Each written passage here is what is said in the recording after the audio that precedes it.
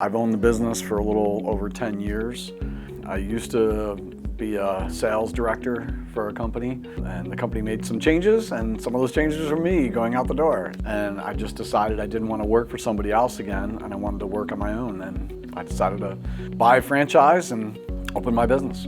I had some ideas of doing stuff on my own, but to create something out of nothing to start it's a very difficult process. So looking at franchises, it was a thought process of, okay, it's already set up.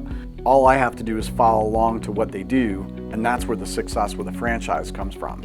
SpeedPro just popped out because of that business-to-business relationship, that's what the actual franchise was built on. I did not have a background in printing at all, zero. What I have a background in is business and business management. When you get on board, they give you a list of all these different companies that are your clients. So my goal there was, I went out and I made 6 to 8 calls every single day. And I would just walk in and introduce myself, say, here's my company, this is what I'm doing. Starting out, it's, you're like, this is nuts. But as you get more into rhythm and you get good employees and you make good decisions, those days become less and less, and the good days become more and more. The problem with any business is that it's very difficult to step outside of working in the business and to work on the business. I hire people because they can do the job and they can get the job done. I'm not a micromanager. SpeedPro corporate itself is not my boss.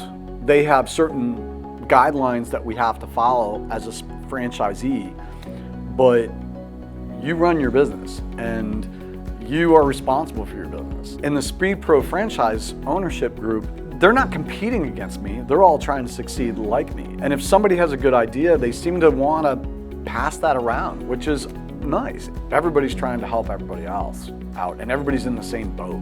So it's that rising tide thing. That's really what we're looking at.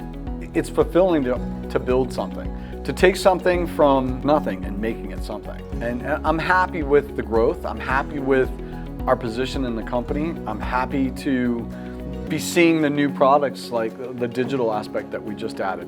I'm happy that my wife works with me and that I can do the things I want to do. And owning a franchise and owning this business has allowed me to look my wife in the eye and say, I did a good job today. And I look at my kids and say, I did a good job today.